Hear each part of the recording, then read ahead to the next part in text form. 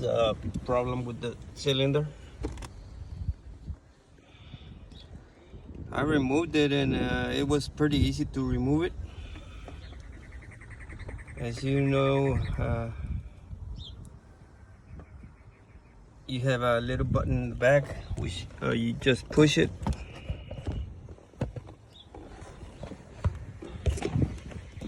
And the key is gonna come out pretty easy. Now the problem is to get it back in place to install it.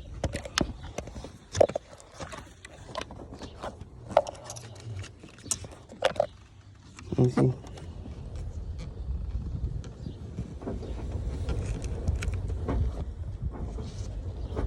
It's got a little hole right here in the back. You see that little hole right there? You just move the key and get it in place where you can push that little button out of the way. Okay, to remove it is pretty easy now.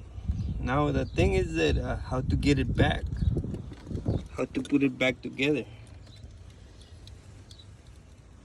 I made a couple of videos, but I already installed this switch, and I don't want to remove it because then I gotta go over every step. I just want to show you right here on the bottom. I made 2 holes, and this first hole right here, it didn't work, so I had to make another one right here.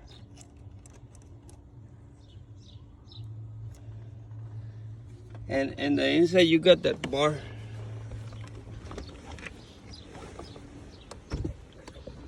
that locks the steering wheel.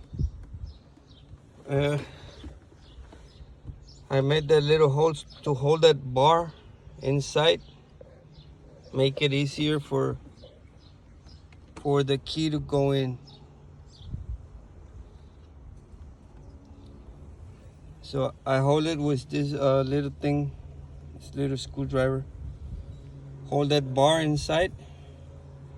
Try to unlock the steering wheel, and then get it in line with the ignition switch. Once you get it in line, it's just gonna go straight in there. You're not gonna have any problems. But you gotta make that little hole. Not the first one I made, but the second one, you see, I made 2 holes. Now the first one, this one right here, close to the steering wheel, to the back, towards the back. This one towards the back right here.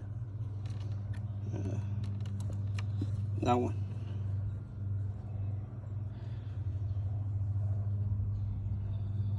You just hold it there, hold at the bar towards the inside. That bar is the one that locks the steering column. If you just hold that one in there in place, make a little hole with the small drill bit, and then you just hold it and stick that ignition switch back in place. And that's most how it goes. There's